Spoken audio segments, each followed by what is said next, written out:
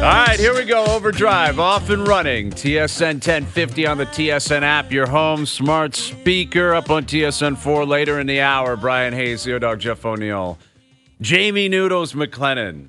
How we feeling on a Monday afternoon? What's pretty happening? good. How are you feeling? Yeah, tell me what you think. Tell me I'm what your feeling thoughts very are good. today. I'm feeling very good for a variety of reasons. Of reasons. Let's go to number one on the list. What is number one on the list why you are feeling good? I got a workout in this morning. Whoa. I got a workout in this morning. Yeah, I was at Planet Fitness. There's a new one out in Whitby. I was shaking hands and kissing babies and working out and having a great. I shouldn't say kissing babies because I'm not a politician and that sounds really creepy. Exactly, especially with what's going on right now. Right, exactly. I was not doing that at all. I was shaking no hands. kissing babies. No, shaking hands and taking pictures. And so I feel like I'm a new man. I'm moving in the right direction. The NFL season was great. My Packers are in the playoffs, right? Yeah. I mean, that's very exciting. And then the Maple Leafs are winning games. They head out to California and they win 3 straight. The Raptors smoking Golden State last night. And William Nylander is a very rich man. A very, very, very wealthy individual, William Nylander. And for him. Yeah, listen, it's not a surprise he was moving in this direction, right? The reports have been out there for the past couple of weeks. And Willie signs 8 years, $92 million total, $11.5 million per. As of now, he'll be one of the 5 highest paid players in the league next year. And he's coming on the show in an hour. We haven't had Willie in a long time. I guess when you get paid that kind of money, you got to come on and talk with guys like us. Yeah, exactly. Yeah. I don't like do the rounds. The going rate is the going rate. Like that's, everyone's like, oh, if he went to be an unrestricted free agent, somebody's going to give him that money. And ultimately, the Leafs decided we love the talent, we love what he brings to the table. But I honestly wonder, like, these guys continue to be re-signed. Like, what is the return going to be? Is it just like put up your 100 points, put people in the seats, buy a couple Nylander jerseys, and I just go to the winning part in the playoffs? Like, that's the kind of return that I'm talking about, where it's like these guys can play in the regular season, they can shove money in their jeans, and if someone's going to give it to you, that's the going rate. But can you get by the first round and actually do something? Or is it just you're not good enough to do it in the playoffs? Or is it that you guys make so much money that you can't pay other guys around you to do it in the playoffs? So the contract, you want to give them the money. That's what you value the talent at, and you want to move forward with the player. That's what you want to do. I just wonder what the return is, because we've seen the return thus far in these guys, what they brought to the table. And I'm not talking about their individual performances, because people keep coming back at me and they're like, nobody can stick handle like him and nobody can do this. I'm talking about them all together winning playoff. Like, they're getting paid like they win the Stanley Cup every year. Exactly. And it's just, you wonder what fair return is, or expected return, to keep having these guys in the fold. Because I thought with the Nylander, I'm not saying they should have dumped him off and got rid of him, but there was a chance to do something different moving forward with the contracts expiring. But they bought into Willie again, and we'll see if anything changes come the spring, because I'm sure that's what the organization is looking for. I see where you're coming from. The guys have been paid and paid handsomely. Now you got to deliver. That's up to them. They got an opportunity. Where I was looking at is, if you break it down, his deal was 6.9. I just round up. Let's just say 7, right? At $7 million. He's a hell of a bargain last year, and he's a hell of a bargain this year. Previous years, he's been a 60-point kind of guy. So that's kind of what it looked like. But now he's pushed himself into the threshold of 90 to 100, points. 87 last year, had a slump near the end of the season. On pace for a bazillion points this year. He's pushed himself into that threshold.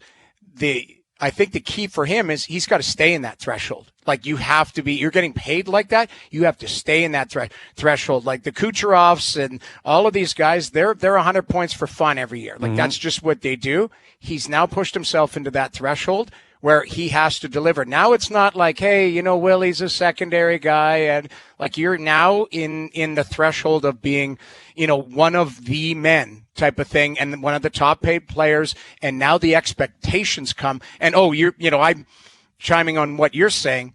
Now you got to deliver. You got to deliver, and there's a lot of expectations. Brian, what do you think of all this? Yeah, I mean, I think what happened here was this was more of a concession as opposed to a negotiation. Like, that seems pretty clear. I can't imagine there's anything William Nylander didn't get, right? They gave him $11.5 million, the signing bonuses on July 1, full no trade, full no move. Like, I don't know if the Leafs can walk away saying we felt like we gained anything other than the players staying.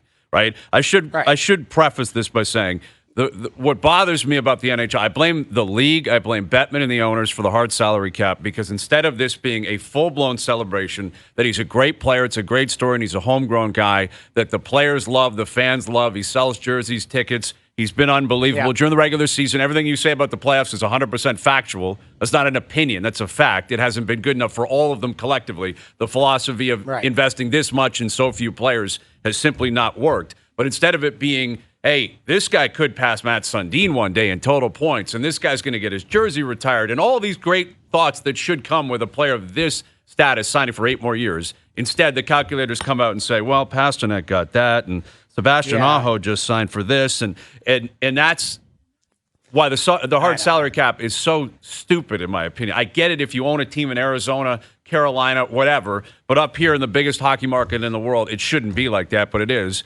And secondly, I don't blame the player at all, because there was no pressure point here.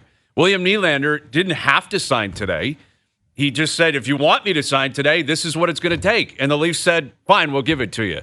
And that's what's always been my issue with these negotiations, is that the team ends up saying, forget it. We don't want to go down this road any further. You tell us what you want, and we'll give it to you, right? Because we kept hearing from Willie, from Austin. They just want to be Maple Leafs. That's all they want. I will say the one alternative to that, Brian, is Matthew Tkachuk went up to Tree a year and a half ago and said, you know what, I don't want to resign here, so guess what, get rid of me. So that is the alternative. That is the alternative. Right. But here's the thing. It's never got to that point here in Toronto. Right, and I don't remember exactly what Tkachuk said before he became a UFA, but a year out from becoming one, he told them, I'm out. Right, a year out from Willie being a UFA, he said, I want to stay.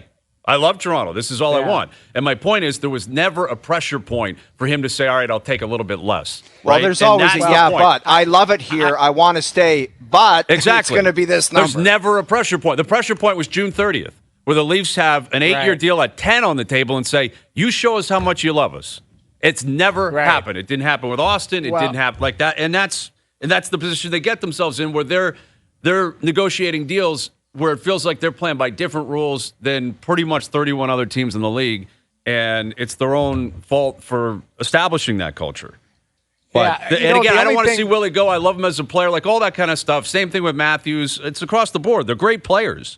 Great players. Yeah.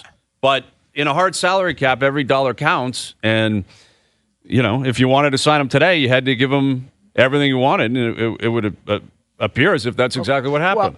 Well, Brian, you said, pressure point. I will say the one thing, there was pressure internally on him, because if he didn't have a good year this year, he's leaving money on the table, because we're not talking about 11.5. If he takes a step back and goes from 87 points to 72, he's fighting to get 8.5. He's fighting to get 9, whatever number. Right. So the pressure is internal, and that's one thing. And he surpassed it. Exactly. That's the one thing he deserves his flowers for. Is this guy put the pressure on himself and said, "I want a big number, but I'm going to show you I want the big number." So that's that's kind of the only pressure point I saw. What I'm saying is the pressure point of proving how badly you want to be here. Not how badly you want to get paid. Those are two separate conversations. Right. Right? I'm saying is, the idea that you really, really want to be here, at some point, the pressure point has to be from a team standpoint, like we can't go down that road. Now, the Leafs are big boys. The front office, they're big boys. They made a decision. They do not want to live without Willie.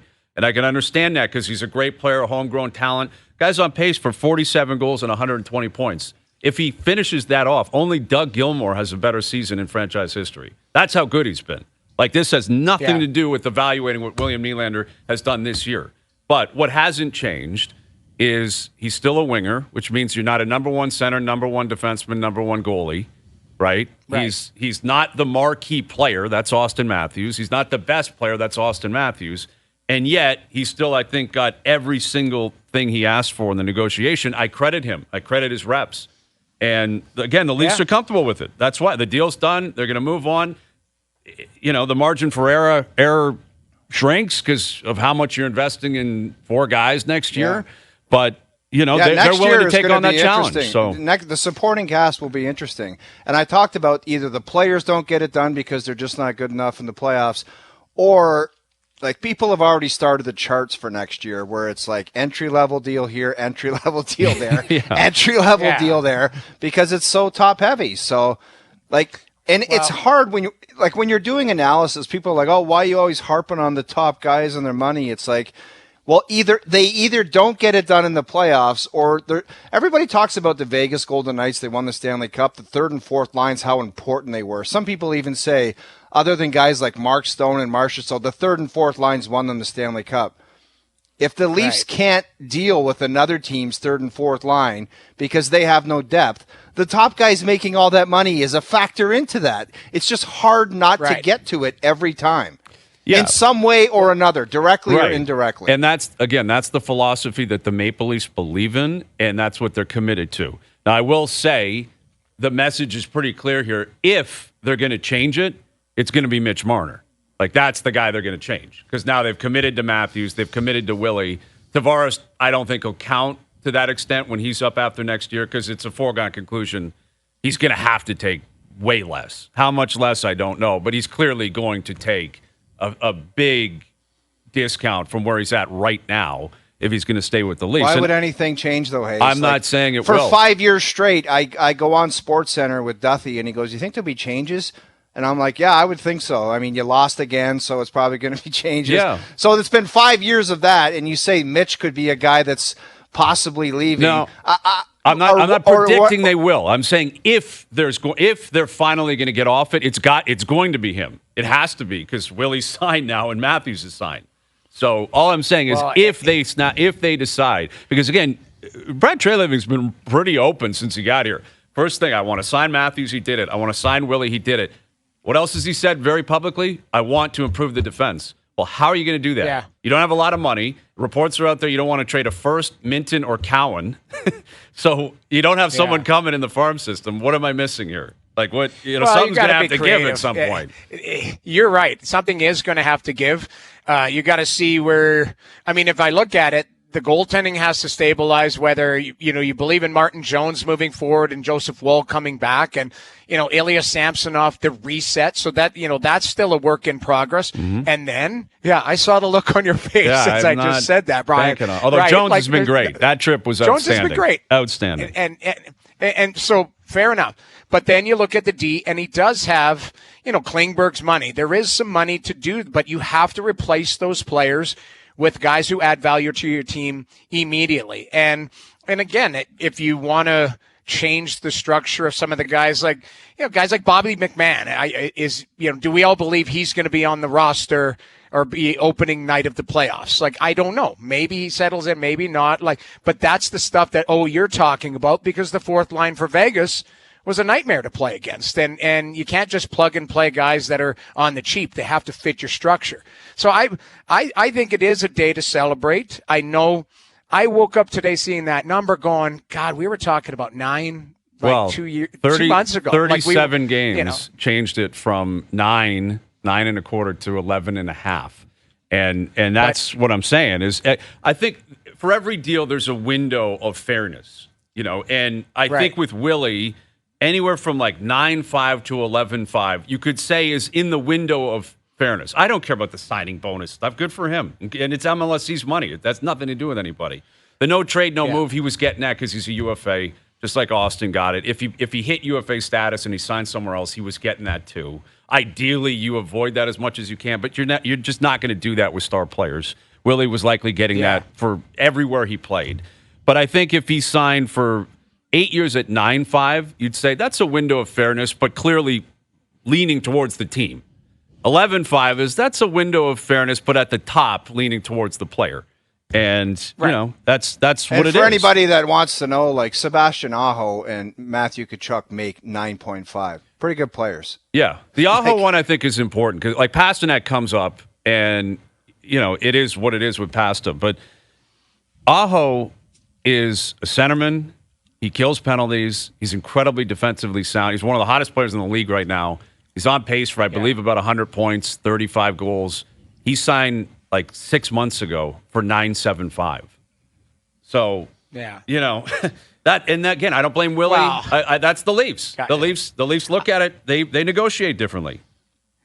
It is, but it is that's the internal salary cap, because if he was in New Jersey, is he getting more than Jack Hughes? It's like you go around everything. But I still think you got to come back and go, if you believe that this group works, get it sorted out, because you didn't want to lose him. Yep. But they got to win, because I was struggling, and I saw Big Strut on the weekend, and we were sitting at the Oilers, and Zach Hyman's got 25. Guy makes $5.5 million. That's right.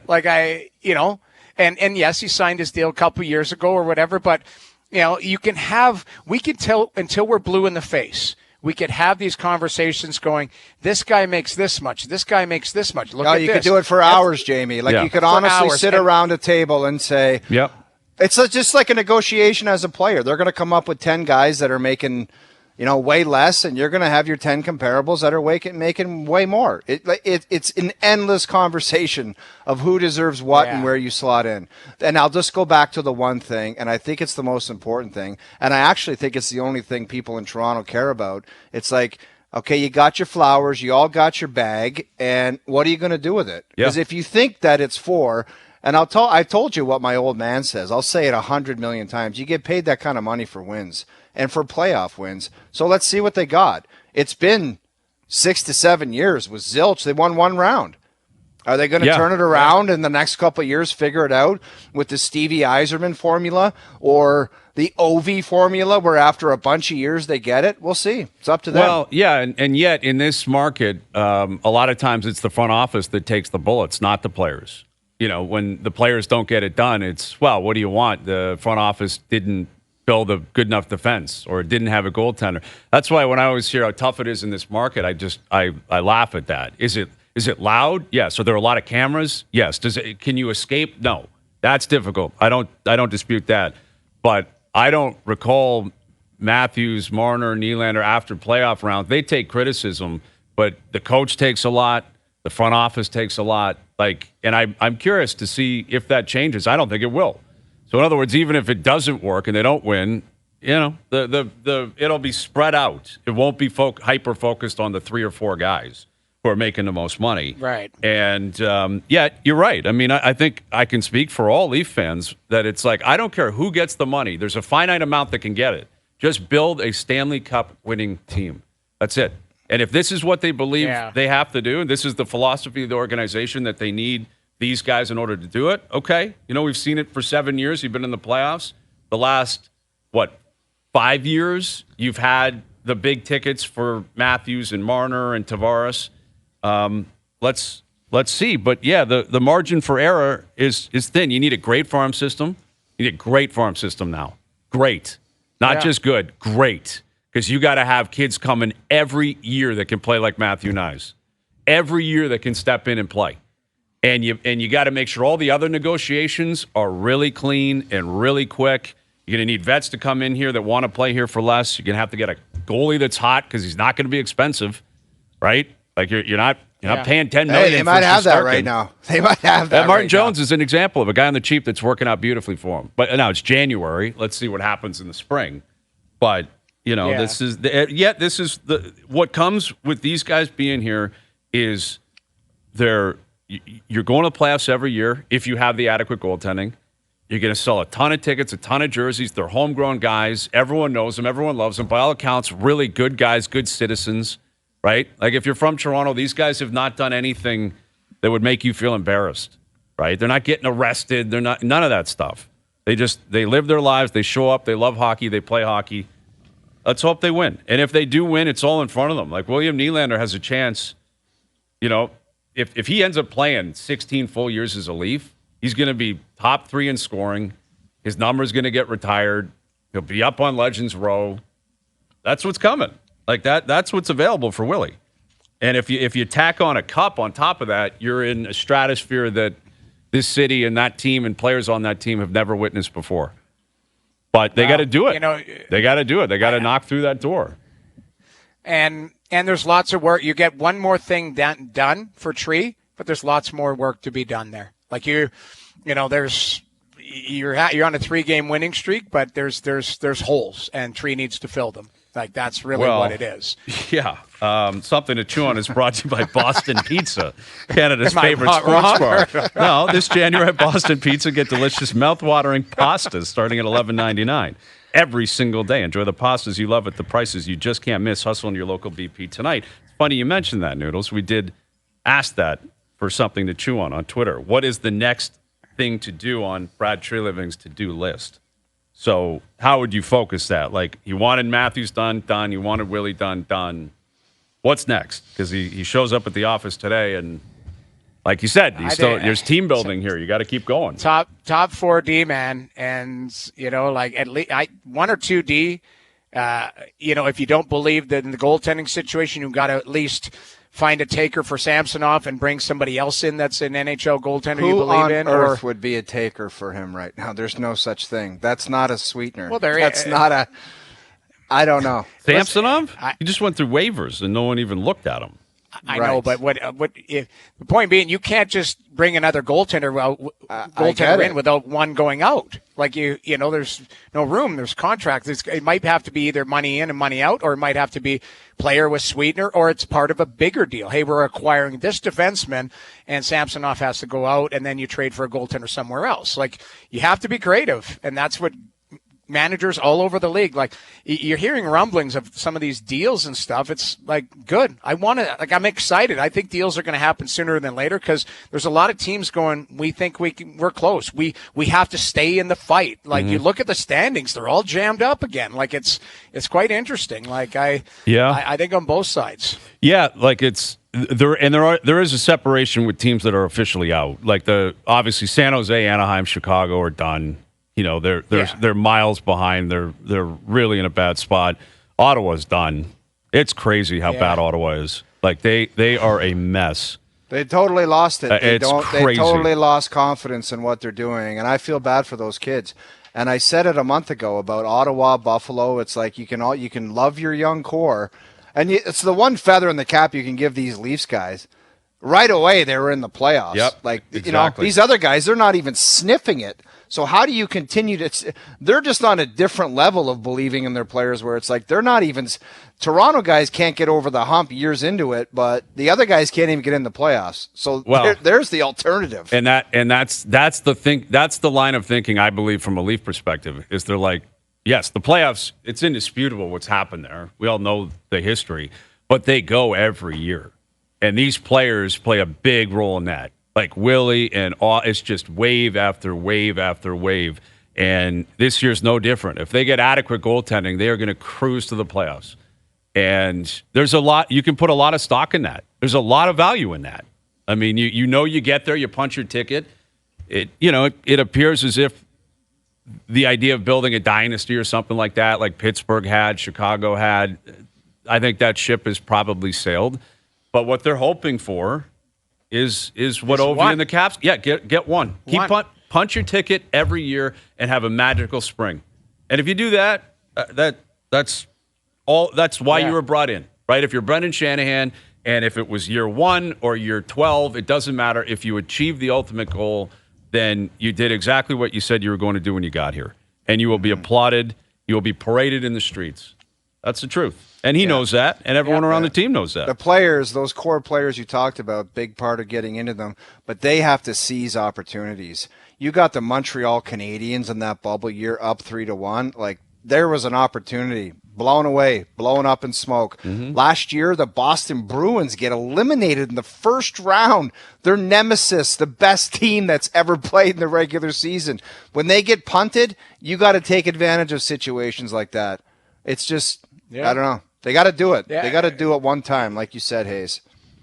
Well, and it's not easy. Like, that's but you've got to give yourself an opportunity. So that's the biggest thing. You got to be 1 of 16, and then you got to get in and seize an opportunity. But the past is the past. But it's a fact, like you say, Brian. It's not an opinion. It's just a fact. You're pointing out the past is the past. You've got an opportunity here ahead of you, and you've got to do it. But you got to find some stability.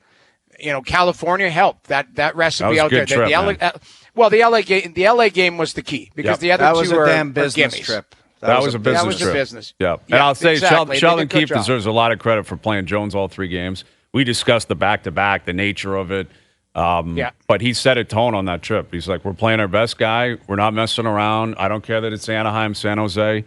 And they took care of business. And sure, they beat Anaheim in overtime. I don't care. Who cares? I don't care either. They put 50 because they usually shots play on like garbage against crap teams Yeah. like Anaheim and San Jose. Exactly. They went in there and it was like they had some kind of meeting or coming to Jesus meeting on the way out there on the Bird, because it was like, okay, you might have something here. Yeah. Yep. Let's see some consistency though. Like, I thought it was fun because they deserved to win that game 7-1. Dostal kid was unbelievable. I thought the Toronto Sun, this no-name goalie. No-name I Dostal. thought that was a miss. That was whoever does the headlines, or some of them are dipsticks. It sells though, man. It clicks. But this kid. Noodles. Well, we talked about it. They had the hashtag. He's a really good young goalie. We get it. Really we good. get it. But the Ducks, they said, Toronto Sun, be better. So if the Leafs lose in the first round and somebody from Anaheim wants to come over on the top turnbuckle, say the Leafs suck, they're chokers, I'm just going to write and say, be better. Be better.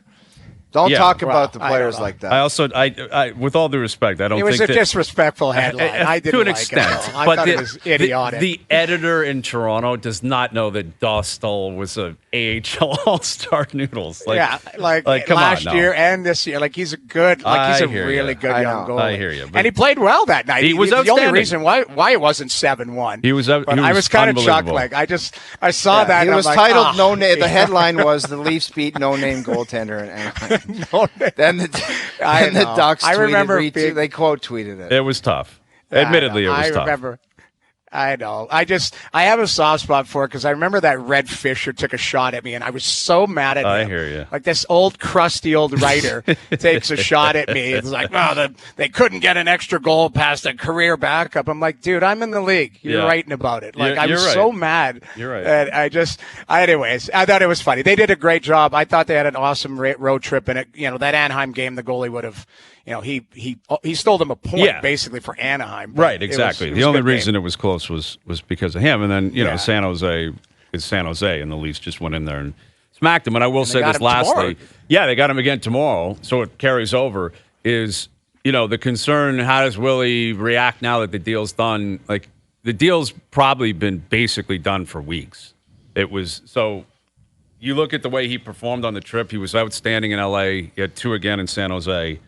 He had 15 shot attempts against Anaheim. Been dynamite. He's been dynamite, and he knew the deal was done, and he didn't take his foot off the pedal in California. If anything, he revved it back up. So Willie's coming up, William Nylander, in just over half an hour. Luke Wilson will be on to explain how Hayes and Bro are going into the playoffs red hot. What a weekend we had. Al's brother was phenomenal with his tremendous information. What's your new hashtag? Preparation.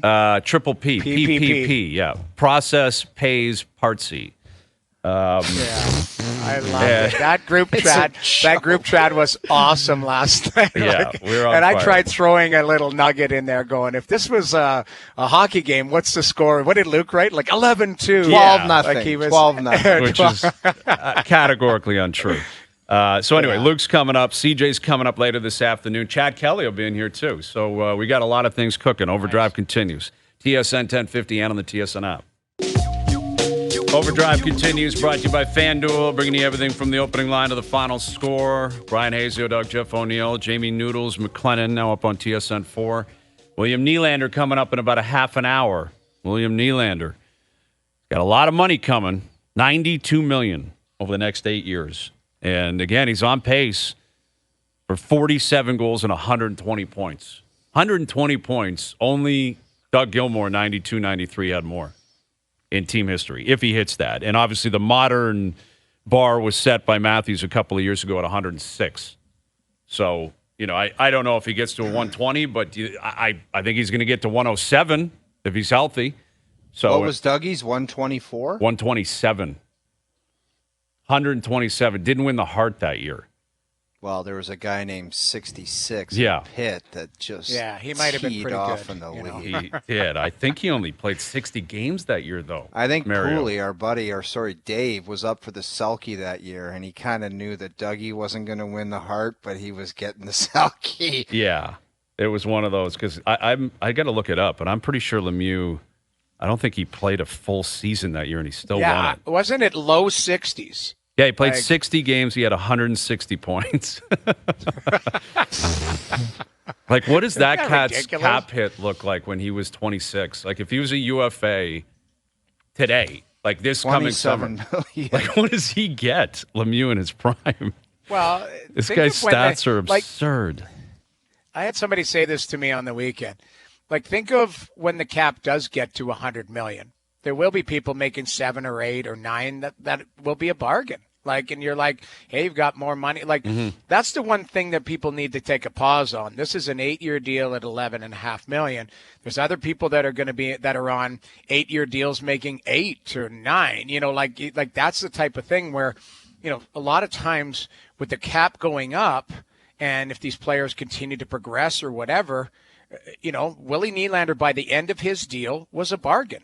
And, you know, I don't know if 11.5 will ever be, you know, known as a bargain, but it might be a really good contract for somebody who gets 100 points perennially. That's what it has to be, right? Like that's the nature of the cap system is you've got to have guys who are outperforming their cap hit.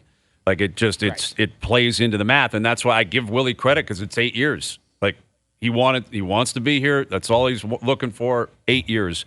But that means years 5 through 8, he's still got to be putting up like 90 points, 100 points. Yeah. At that point, when he's 33, 34, to be like, okay, yeah, the cap's at 107 million. You're really getting a bargain at only 11.5. You know, where, again, it's all revisionist history, and it's easy to have the answers now. But if you got him on an 8-year deal 6 years ago, he'd have 2 more years at 6.9. If you got Matthews on an 8-year deal at 11.6, he'd have 3 more at 11.6.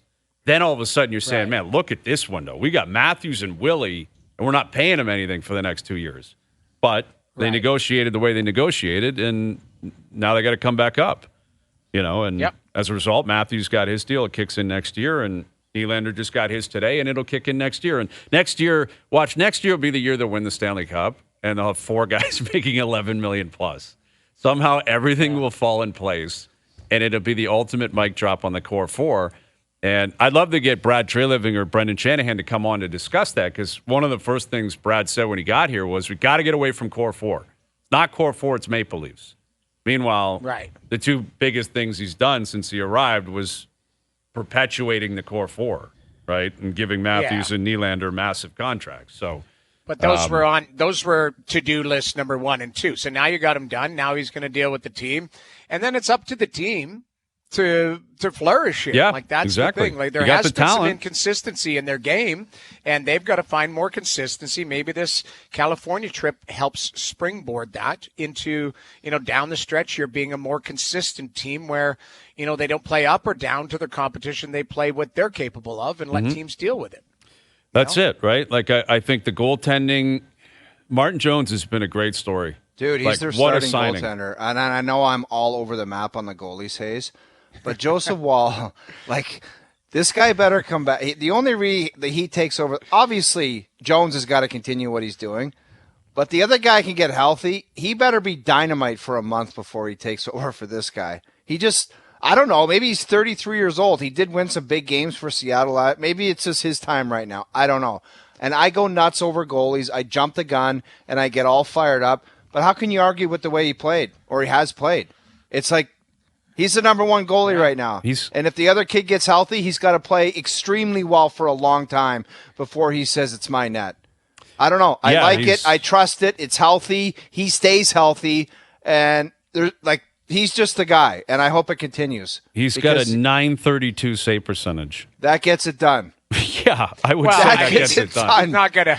I don't know if he could level. sustain that if he ends up playing a ton of games. Like you know, even if you give league average goaltending, what you keep saying, Brian, which is true. If you were somewhere in the middle of the pack, like your team should be with the team you built and the scoring available, the power play, all of that, you should be fine. Like I was live in the building, watched Edmonton play the other day. Stuart Skinner he's stabilized. Looks really good the now. other guy, Yep. everyone, like all of a sudden, that team, which was bottom of the league, struggling, everything was going wrong. They just, now all of a sudden Hyman's scoring, RNH, like their secondary guys have stepped up. So I look at the Leafs, and that's why I kind of mirror them. They had question marks in goal. They had question marks on the D. They didn't have all of their players firing on all cylinders. But, now you've got to find that consistency here. We're in the new year. Now we're going to be pretty soon, a month and a half from now, we're down the stretch. And then it's like into go time. So, there's got to be a lot more consistency in some of these good teams, the way they play night in and night out. Yeah, but it's a good time for Canadian hockey teams, right? Like the haves and have-nots. We said what we said about Ottawa.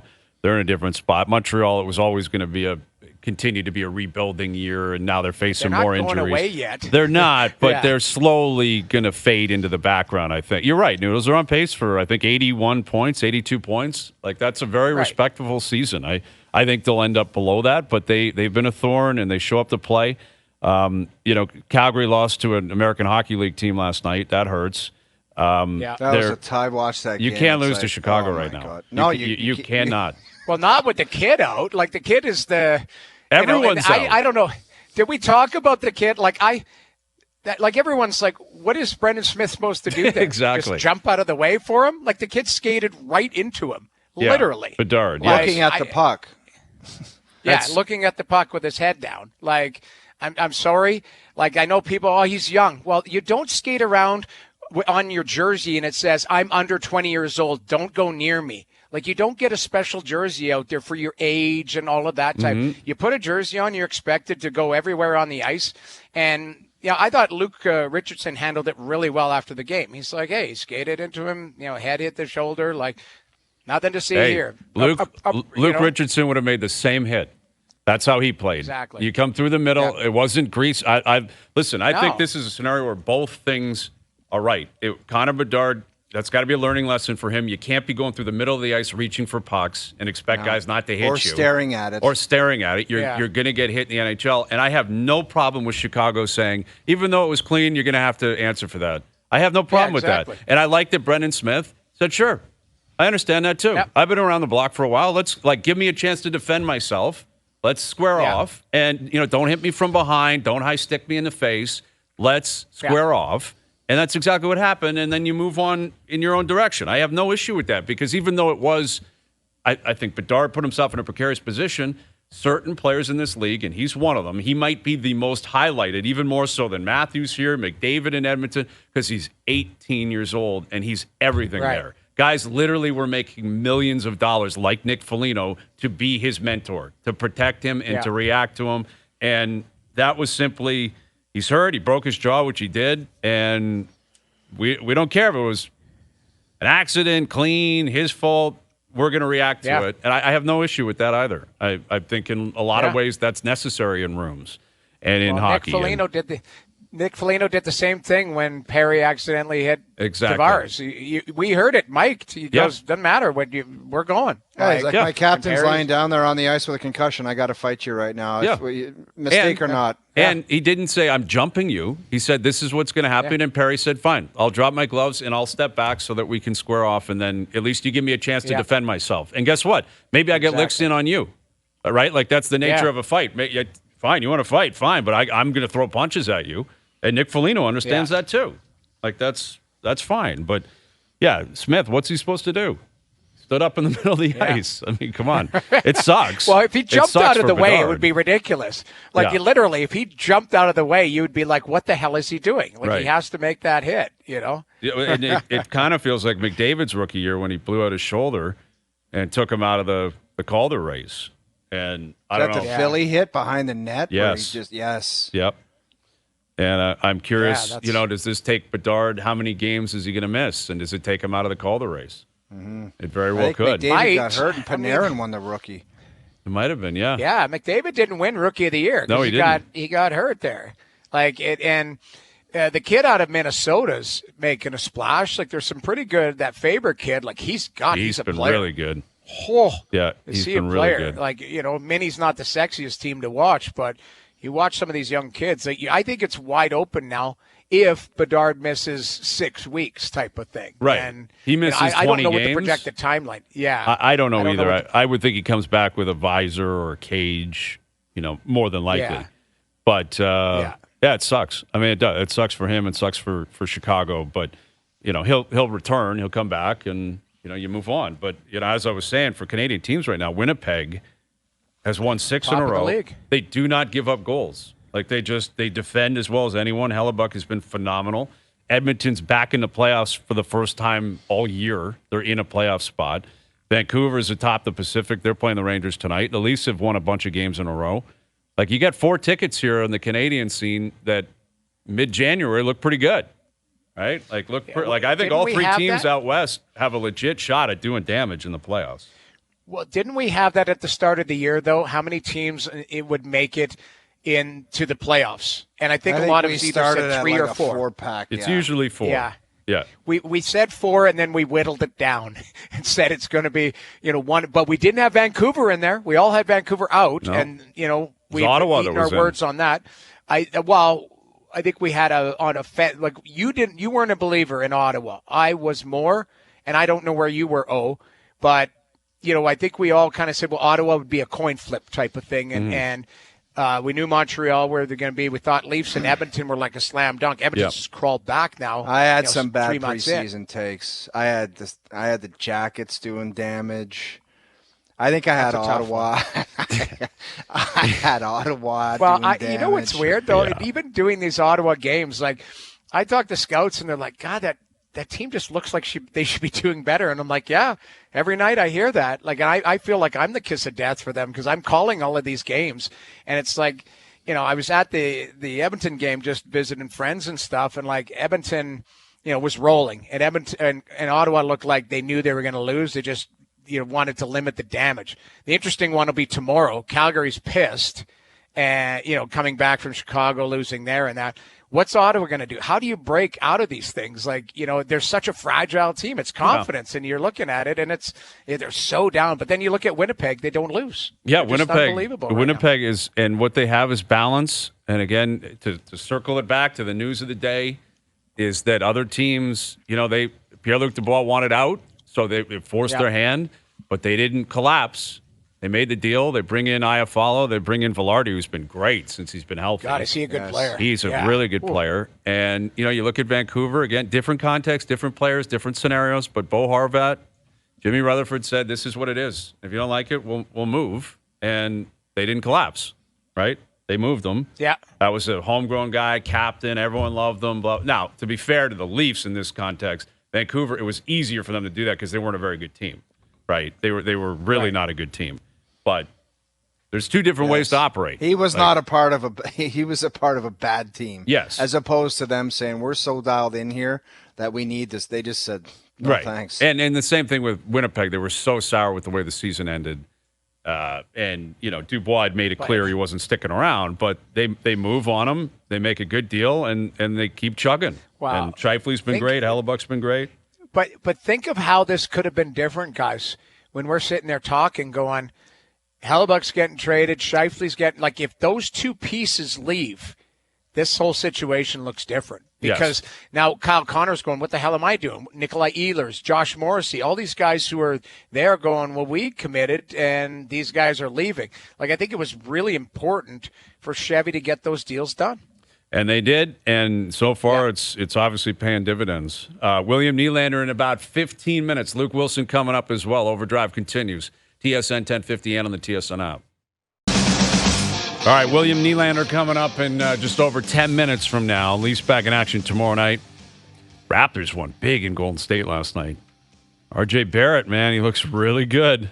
37-piece of Nuggets last night. He is putting up numbers, man. No turnovers. Like, there's so many weird stats in the NBA that, like, you can accumulate to put you in, like, a category that only you're in. Like, in other words, first guy in under 25 minutes to score 20 points and 5 assists and you can put all these different combinations together. But I saw last night. Them.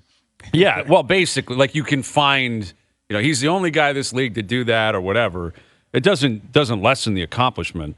But RJ had 37 points, 6 boards, 6 assists, and 5 3-pointers last night, 0 turnovers. Joins Luka as the only player with 35, 5, and 5 in a game with 5+ threes and 0 turnovers this season.